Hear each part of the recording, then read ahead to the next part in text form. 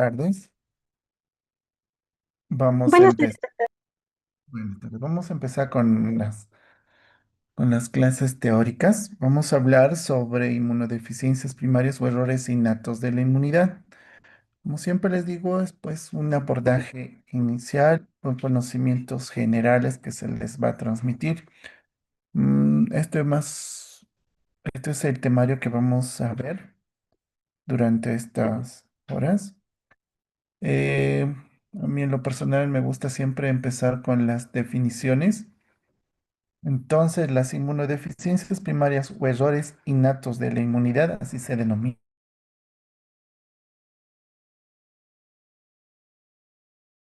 nos dice que son muchas enfermedades, pero que están dentro de este nombre, ¿no? Como son errores innatos de la inmunidad o inmunodeficiencias primarias, que tienen un origen hereditario ocasionado por una mutación puntual que afecta tanto al desarrollo y la función del sistema inmunológico, es decir, que va a afectar tanto la inmunidad innata como adaptativa. Este autor, que es el J.L. Casanova, pues de una u otra forma es alguien que se ha dedicado solamente este tipo de enfermedades y lo cataloga como una afección monogénica o, como dice, mutación puntual con o su resistencia o susceptibilidad a infecciones específicas. Ya vamos a entender a qué se refiere con esto. En lo personal, a mí me gusta más la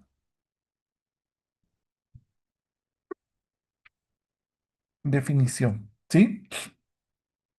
A manera de introducción, vamos a indicar que los errores innatos de la inmunidad o inmunodeficiencias primarias tienen un rango de manifestaciones clínicas.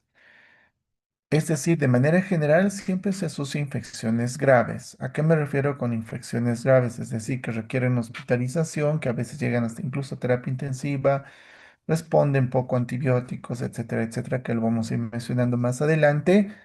No es aquel paciente, en este caso niño, porque es lo más frecuente en la edad pediátrica, que te viene a la consulta y te dice, sí, mi hijito se enferma, yo qué sé, 10, 15 veces al año por resfríos, pero ninguno se ha complicado, ninguno ha ido, yo qué sé, a la unidad de pediatría, hospitalizaciones, simplemente se resfría, probablemente no tenga un infex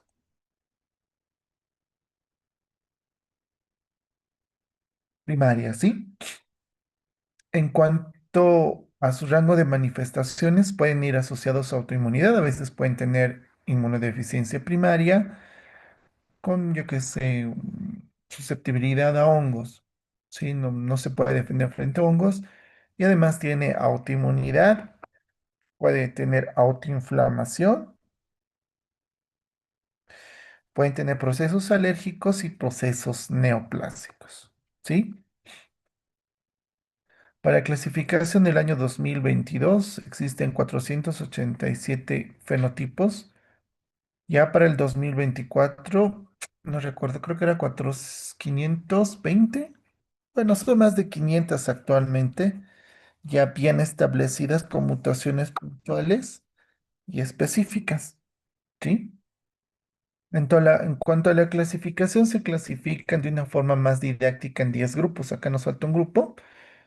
El primer grupo son las inmunodeficiencias combinadas de T y B, síndromes bien definidos con inmunodeficiencias, deficiencia predominantemente de anticuerpos, enfermedades con disregulación inmune, defectos congénitos de número y función de la fagocitosis, innata, desórdenes autoinflamatorios, deficiencia del complemento y también se denominan fenocopias. Y el último grupo, que es el décimo grupo, asociado a aplasia medular. ¿Sí? En cuanto a la epidemiología, hay cuatro grupos específicos dentro de estos 10 que son los más frecuentes.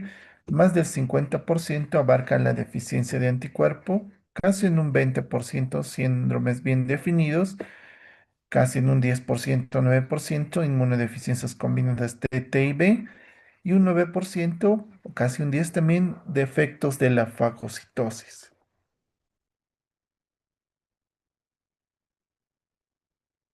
Y un número más pequeño, pues que están los síndromes autoinflamatorios y las otras inmunodeficiencias primarias que van entre 3 o 1%, ¿no?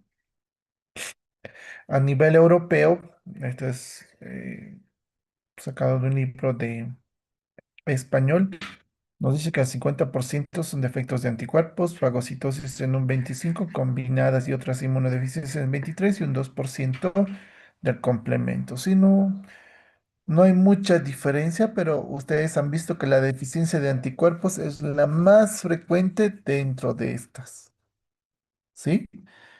Entonces, cuando nosotros valoramos al sistema inmunológico desde el punto de vista clínico, siempre vamos a valorar el número y también la función.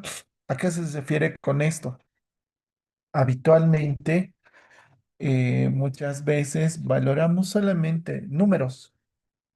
Ejemplo, cuando ustedes ven un hemograma, van a ver, no sé, leucocitos. ¿Cuántos leucocitos tiene? Hay unos 7.000 leucocitos. ¿Cuántos neutrófilos tiene? Tiene 4.000. ¿Cuántos linfocitos tiene? Tiene 2.500. ¿Cuántos monocitos tiene? Y así. Y vemos, decimos, ah, sí, está dentro de los parámetros normales. Pero a mí, ¿quién me asegura de que esos neutrófilos, linfocitos funcionen? Entonces, hay estudios que valoran si estos, o sea, por ejemplo, leucocitos, neutrófilos o linfocitos funcionan.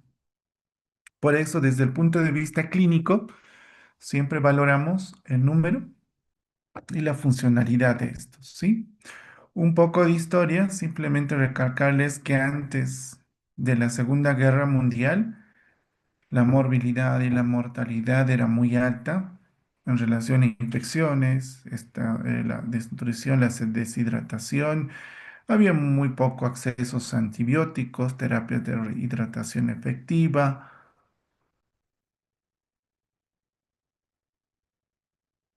diagnósticos, no existía concepto de inmunodeficiencia, pero ya después de la Segunda Guerra Mundial se empezó a hablar mucho de salud pública, fortalecieron los sistemas de urgencias, mayor cantidad de acceso a terapias de hidratación o nutrición, etcétera, y empezaron a conocer el concepto de inmunidad, ¿no? Tanto inmunidad innata como adaptativa, y de a poquito vieron pues que esta también podría fallar, ¿no? En nuestro sistema. A medida que fueron pasando los años, se fueron describiendo diversas enfermedades, como es, ejemplo, taxiotelangiectasia, agamaglobulinemia de Bruton, el doctor Wiskott, juntamente con Aldrich, pues describieron la enfermedad Wiskott-Aldrich, la hipergamaglobulinemia asociada a infecciones, como es la enfermedad granulomatosa crónica, etcétera, etcétera, etcétera. Y con el advenimiento del proyecto del genoma humano, de a poco ya pudieron distinguir las diversas mutaciones que podían explicar diversas enfermedades, ¿no? Como la gamma-globulinemia ligado al X o de Bruton, pues cuando se habla de la mutación del gen BTK o tirosina quinasa de Bruton, ¿sí? Y así paulatinamente. Entonces, con el advenimiento del estudio genético, se han podido identificar estas mutaciones puntuales que están descritas en la definición. En cuanto a la etiología, como les dije, tiene un factor genético determinado por una mutación puntual donde va a haber una síntesis anormal de alguna proteína y pues va a producir una susceptibilidad anormal a un agente infeccioso. Puede ser ligado al X o puede ser autosómica recesiva dominante. Cuando decimos que es ligado al X es que el varón expresa la enfermedad y la mujer es la portadora, ¿no?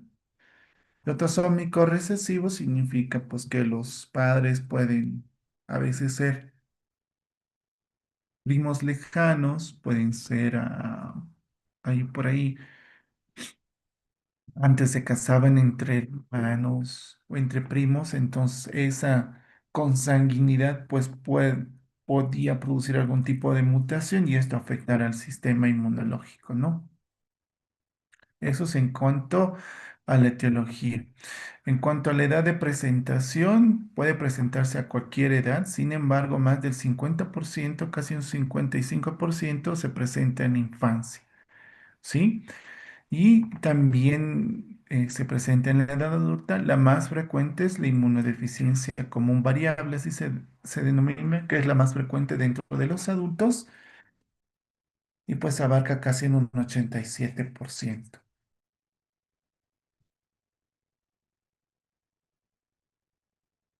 Otra de sus características son las infecciones. Hemos visto, tienen carácter genético, se presenta a cualquier edad, más frecuente en edad pediátrica. Una de sus características son las infecciones, en este caso graves, que son recurrentes, son severos, son crónicos. En el caso, por ejemplo, si yo me encuentro con un paciente con bronquiectasia y es pequeñito, probablemente tenga algún defecto de anticuerpos, más aún si se asocia específicamente a otitis media aguda o sinusitis agudas a repetición. Cuando son severos o son graves, pues muchas veces requieren hospitalización, esa es una de sus características, y el agente etiológico muchas veces son oportunistas. Pueden estar, por ejemplo, con susceptibilidad a gérmenes oportunistas con bacterias, enterovirus, pues deficiencias de tipo humoral. Bacterias u hongos del tipo de la fagocitosis, como es enfermedad granulomatosa crónica, o si son virus, hongos y bacterias, los tres vienen combo completo, pues vamos a hablar de una inmunodeficiencia combinada.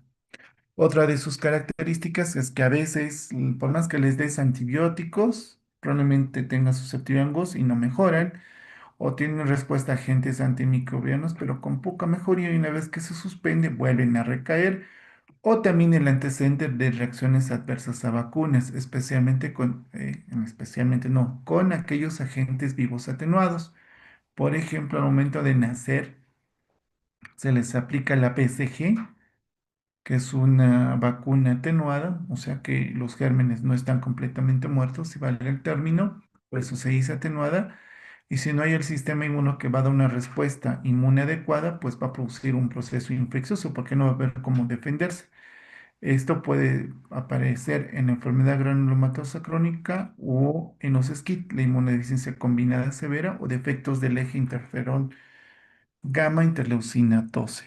¿Sí? Si hablamos de las.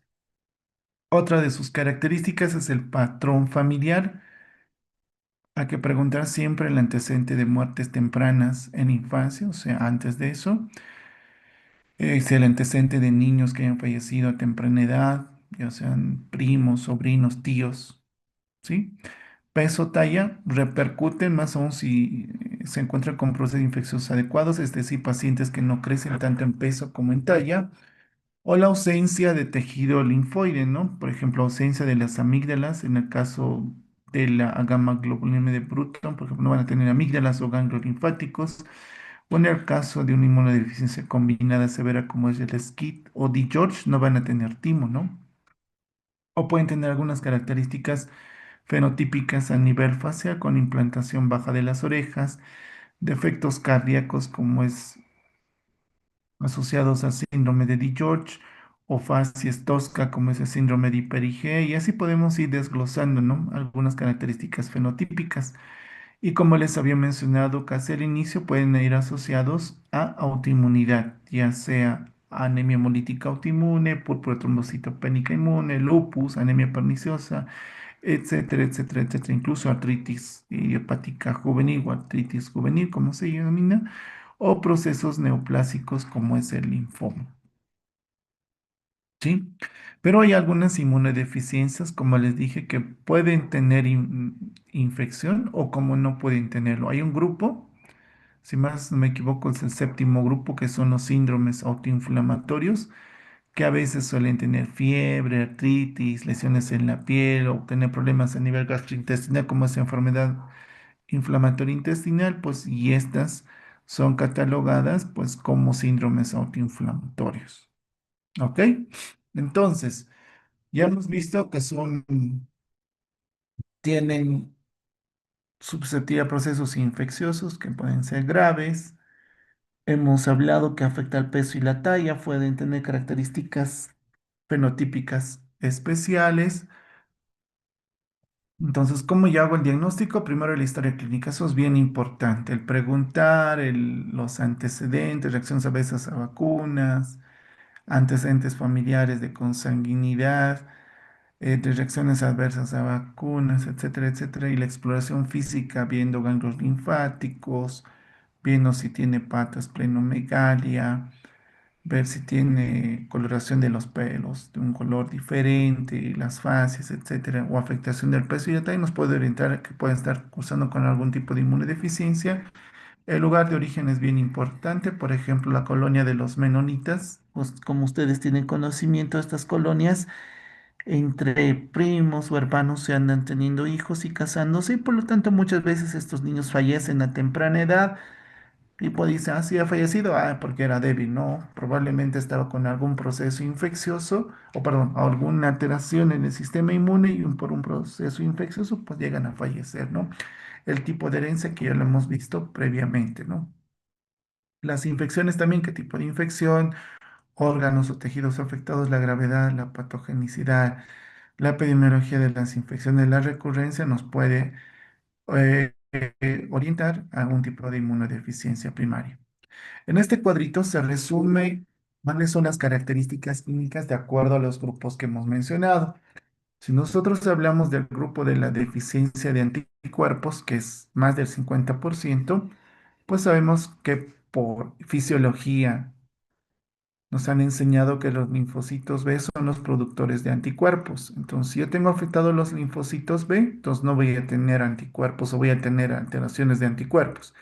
Y si tengo defectos de los anticuerpos, pues en qué sitios voy a tener preponderancia de infecciones a nivel de tracto pulmonar. O sea, voy a tener sinusitis, otitis o neumonías a repetición, o voy a tener diarrea de forma frecuente o infecciones a nivel articular o a nivel del sistema nervioso central, que no son frecuentes, pero puedo tenerlo. Y los gérmenes más frecuentes voy a tener bacterias y algún tipo de virus, ¿no? Bacterias como es Streptococo, Estafilococo o Haemophilus influenza, y virus algunos como es el ecovirus o el polio o micoplasma. Pero si ustedes observan, ahí no me dice que pueden estar o pueden ser susceptibles a hongos, porque mi inmunidad frente a hongos es distinta, ¿sí? Ahora, cuando nosotros hablamos de inmunodeficiencia combinada, significa que están afectados tanto los linfocitos B y T. Entonces, muy aparte de tener linfocitos B ausentes o alteración de las inmunoglobulinas, también puede tener afectación de los linfocitos T. Entonces, si yo tengo una inmunodeficiencia combinada, muy aparte de lo que ya hemos mencionado, voy a tener algún proceso séptico, ya sea a nivel pulmonar, gastrointestinal y piel. Y acá no solamente voy a estar susceptible a procesos infecciosos de tipo de bacterias, sino también virus o hongos. ¿Por qué? Porque no me voy a poder defender frente a ninguno, por eso se llama combinada y es la más grave. Puede ser cualquier virus, puede ser cualquier hongo, puede ser cualquier bacteria e incluso protozoarios, que se denominan parásitos, ¿no?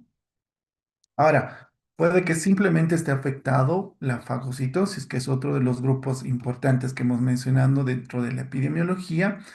Y acá el problema puede estar en la piel, puede estar en los ganglios linfáticos, produciendo linfadenitis, hígado, pulmón, hueso, a nivel gastrointestinal o a nivel del producir a nivel de la cavidad oral gingivitis o periodontitis, ¿no? Y acá van a ver algo bien importante, la susceptibilidad frente a bacterias y hongos cuando te alterado la fagocitosis. Bacterias, cualquier de esas bacterias que son raras, como es estafilococo, Serratia, que es poco frecuente, Bocordelia, Klebsiella, E. coli, Salmonella, Proteus, ¿no? Y hongos como es Candida, Aspergillus y Nocardia. Pero algo bien importante acá, si ustedes leen, dice bacterias y hongos, pero acá no dice que son susceptibles a virus en comparación a aquellos que son con linfocitos T, donde tenemos a todos, ¿no? Entonces eso es bien importante cuando ustedes vean, ¿no? Cuando tengan o sospechen de algún tipo de inmunodeficiencia. O alteraciones del complemento, como es estreptococo, hemófilos, influenza, se parece mucho a las del linfocitos B, ¿sí? Entonces ya hemos visto cómo es el defecto, el sitio de infección y el patógeno. Ahora Hemos visto que existen cuatro grupos, la predominantemente de anticuerpo, que son infecciones respiratorias y gastrointestinales recurrentes, y esto generalmente inicia a partir de los 6 meses. ¿Por qué? ¿Por qué dirán esto generalmente a partir de los 6 meses? Porque ustedes saben que los primeros 6 meses todavía tenemos la inmunidad pasiva, es decir, los anticuerpos que se han pasado por vía transplacentaria, especialmente la IgG de la madre al hijo. Y a partir de los 4 o 5 meses, el paciente o el niño, o en este caso el lactante, recién va a empezar a producir sus propias inmunoglobulinas. Entonces, si no lo logra hacer hasta los 6 meses, pues probablemente si tiene una afectación del tipo humoral, van a empezar a tener sinusitis, otitis o neumonías, como tenemos acá en el hospital niño. Tenemos uno, dos, tres niños que tienen defectos de la inmunidad, ¿sí? Las combinadas, significa tantos T y B, aproximadamente el 15%, van a tener infecciones graves y oportunistas, y esto desde el nacimiento. ¿Por qué? Porque no van a tener ni linfocitos T ni linfocitos B que los van a defender. Entonces, desde el momento que nacen, estos llegan a tener sepsis, llegan a terapia intensiva y son catalogados como una urgencia médica. Es decir, si se los diagnostica, tienen altas chances de poderse tratar y curar. Sí, eso se hace simplemente con trasplante de médula ósea. Defectos de la fagocitosis, estos a cualquier edad, sus características son abscesos, granulomas, gingivitis o pueden tener mala cicatrización. Y defectos del complemento, que son menos del 10%, pues te pueden tener también sepsis, meningitis o enfermedades también asociadas como las autoinmunes. ¿Sí? Ahora, ¿yo cómo puedo sospechar de este tipo de enfermedades de manera general? Para eso ha habido una fundación que es la Fundación Jeffrey Model, que de una u otra forma han buscado a médicos que se han dedicado a este tipo de afecciones y han dicho cómo nosotros podemos identificar a estos pacientes, y es así que ha habido las 10 señales de peligro sobre inmunodeficiencias primeras. No son criterios diagnósticos, pero sí me puede hacer sospechar en gran posibilidad de que sí estemos frente a un inmunodeficiencias primarias. Estos son los 10 signos de peligro tanto en niños como en adultos. Nos saben infecciones recurrentes de oído, nariz o garganta, cuatro más en un año, dos o más cuadros de sinusitis en un año, dos o más neumonías un año, dos o más meses de antibióticos sin mejoría, dos o más infecciones graves o sepsis. Falla de medro significa poca ganancia de peso y talla. Infecciones por gérmenes atípicos como candidiasis oral persistente o infecciones micóticas o hongos en la piel. Infecciones de gravedad atípicas, ya sean formando abscesos profundos, por ejemplo, necesidad de antibióticos para tratamiento de infecciones o historia familiar de inmunodeficiencias primarias. Eso es lo que se denomina en niños, ¿no? También existe en adultos con algunas variaciones, ¿sí? Ahora, ¿qué nos dice? ¿Cuándo sospechar? Cuando yo tenga dos o más signos que me indican probabilidad de inmunodeficiencia primaria y requieren algún tipo de estudio, que es lo que ya hemos mencionado previamente. Otros datos de alarma que me pueden orientar frente a una inmunodeficiencia primaria son las bronquiectasias no explicadas, diarrea persistente, caída de cordón umbilical retardada mayor a 4 semanas. Esto en lo que respecta a la inmunidad innata. Hay un defecto que se llama defecto de LAT, que son de adhesión leucocitaria.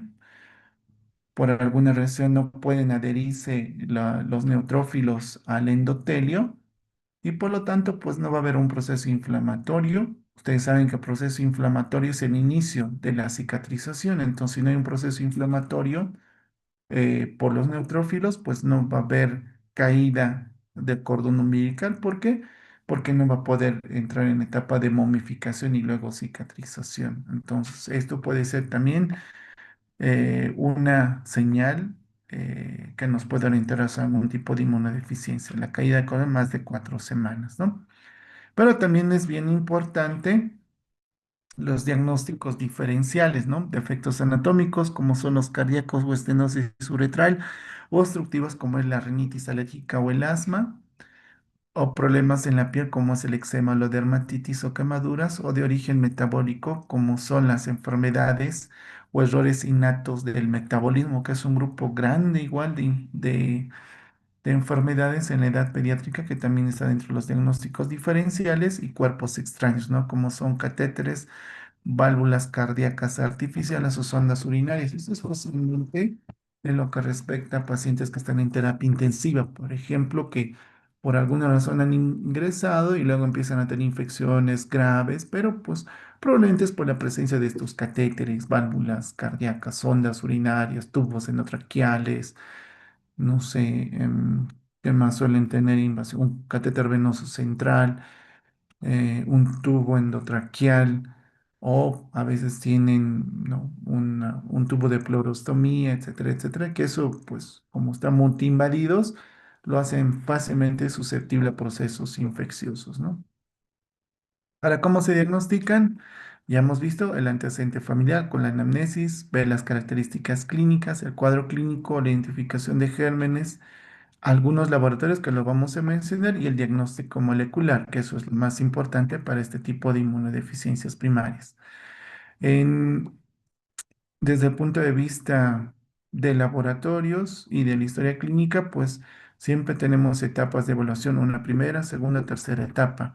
La primera etapa siempre debe estar en relación a la historia clínica, el examen físico, el valorar el peso y la talla, recuento de leucocitos con diferencial. Esto podemos fácilmente verlo con un hemograma o biometría hemática y los niveles cuantitativos de inmunoglobulinas, ¿no? Tantos G, M, A o E. En una segunda etapa ya es un poquito más en relación a estudios más específicos, ya que conciernen más a la especialidad, con la respuesta específica a anticuerpos, respuesta a vacunas o análisis de subclases de IgG, ¿no? Ustedes saben por fisiología que hay IgG 1, 2, 3 y 4, muy aparte de la inmunoglobulina G, ¿no? Luego tenemos la de tercera etapa, que son estudios más sofisticados, y las de cuarta, que son estudios más específicos, que en algunos casos pues no se realizan en nuestro medio, sino en otros, en, en países de tercer mundo o en laboratorios especializados. ¿Sí? Entonces tenemos el cribado básico, interpretación de un hemograma de acuerdo a la edad. Podemos tener linfopenia sostenida, si es que es sostenida, especialmente esto en niños por debajo de 2.000, ya es catalogado como linfopenia, y si es persistente y se infecta mucho o tiene infecciones a repetición graves, requiere su análisis, ¿sí? Neutropenia por debajo de 1.500 de forma sostenida, de igual forma requiere análisis, o trombocitopenia, plaquetas por debajo de 150.000, persistente, también requieren algún tipo de análisis, más aún si pues pensamos que tiene infecciones graves y plaquetas bajas, probablemente estemos frente a un síndrome de Wisco-Danlich o inmunoglobulinas, ¿no? Que están dentro, o perdón, que están por debajo de la normalidad, ¿sí? De acuerdo a los rangos de edad, ¿sí? Si tenemos anticuerpos, veo pues niveles de anticuerpos, veo subclases, sospecha de un inmunodeficiencias combinadas, vemos, les he dicho, T y B, entonces vemos las subpoblaciones linfocitarias y aquí siempre hay que descartar VIH porque es una de las causas más frecuentes de inmunodeficiencia secundaria. Sospecha de fagocitosis como es el test de hidrorrodamina, DHR. Del complemento vemos la actividad hemolítica del CH50, el C3 o C4 que se puede solicitar, ¿no? Y desde el punto de vista del estudio genético, pues vemos, ¿no? Microarreglos de cromosomas, secuenciación de Sander o paneles de género, midiendo el exoma completo o el genoma completo, ¿no? Exoma, que es una sola parte, donde podemos encontrar quizás este lugar de las inmunodeficiencias, o el genoma cuando no encontramos ninguna causa, pues vemos o hacemos la secuenciación del genoma completo. ¿Sí? Ahora, en cuanto al tratamiento, siempre vamos a tener medidas generales. ¿Sí? Por ejemplo, las vacunas, hay una contraindicación absoluta de no administrar vacunas de virus vivos ante sospecha de inmunodeficiencias combinadas o defectos de algunos anticuerpos graves. Evitar estas vacunas como el rotavirus, la BCG, la triple vírica de varicela o poliora, que todas estas son virus o bueno, son vacunas atenuadas. El riesgo es que si no tienen su sistema inmunológico competente, pues fácilmente se va a diseminar la infección, ¿no? ¿Qué vacunas se pueden administrar sin ningún problema? Las vacunas inactivadas, por ejemplo, la de gripe, por ejemplo, la de influenza, sin ningún problema. Debemos utilizar mascarillas o agua hervida o embotellada, evitar aglomeraciones o hacinamientos. El soporte que se le debe dar a estos niños es tener una nutrición adecuada. Y esto, el uso de hemoderivados, esto ya más compete especialidad, pero estas son las indicaciones o medidas generales que ustedes pueden optar si conocen a algún paciente, ¿no? Ahora, el tratamiento de manera general, muy aparte de las medidas generales, tratamos las infecciones y luego damos profilaxis, ya sea para bacterias, hongos o virus, dependiendo qué tipo de inmunodeficiencia tengo. Les damos inmunoglobulina humana como terapia sustitutiva, no en todas las inmunodeficiencias, pero en algunas sí, especialmente en las deficiencias de anticuerpos. Ustedes saben, si no tengo anticuerpos, debo sustituirlas, ¿no? Entonces le damos por viento venosa subcutánea y un tratamiento curativo, no en todos los casos, el trasplante de médula ósea o la terapia génica. Si tiene autoinmunidad más, les damos tratamiento para la autoinmunidad con inmunosupresión o inmunomodulación. Si tiene cáncer, tratamos el cáncer y si tiene alergias, tratamos las alergias, ¿no? El tratamiento específico de las infecciones de acuerdo a la susceptibilidad del germen específico o si se tiene la sospecha, tratar con la misma. Si nosotros hablamos, por ejemplo, de la gama globulinemia ligado al X, podemos darle cotrimoxazol, que es trimethoprim sulfamethoxazol, o amoxicilina o acitromicina. Damos terapia sustitutiva con gamma globulina y decimos pues que se pueden vacunar contra la influenza, ¿no? Inactivada. Por eso digo, dependiendo del tipo de inmunodeficiencia, damos una de profilaxis, podemos dar inmunomodulación y podemos administrar alguna vacuna, ¿sí? Solamente para su conocimiento. ¿En qué casos damos inmunoglobulina humana? En caso de que los anticuerpos estén ausentes o sean deficientes o alterados en su función, a gamma o hipogama o inmunodeficiencia común variable, podemos darle una dosis de 400-800 miligramos por kilogramo dosis de forma mensual. En nuestro medio solamente tenemos la intravenosa al 5%, pero también podemos aplicar por vía subcutánea. En algunos países sí lo hacen. ¿Cuál es el objetivo de dar inmunoglobulina humana? Disminuir las infecciones o los niveles de inmunoglobulina por encima de 800 o que estén libres de infecciones, ¿no? Puede que esté con 650, puede estar normal para la edad, pero sigue infectándose, entonces debemos quizás dar una dosis más alta para poder tener al paciente libre de infecciones, ¿no? Entonces tenemos la gamma globulina de forma sustitutiva, ya sea de intravenosa subcutánea, y la profilaxis, ¿no? Ya les dije, dependiendo qué es lo que yo me vaya a encontrar, si son frente a virus, pues daré algún antiviral, si es frente a hongos, algún antifúngico, en este caso, pues itraconazol o fluconazol, dependiendo qué es lo que yo quiera prevenir, ¿no? Y las terapias curativas, ya sea con trasplante o terapia génica, ¿no? Trasplante, por ejemplo, para la inmunodeficiencia combinada severa, ya sea T y B, que los he dicho, a eso se llama combinada y severo, eso es desde el nacimiento. Si se diagnostica antes de los 3 meses, su pronóstico es bueno. Si se diagnostica después de los 3 meses, a veces es muy malo. ¿Por qué?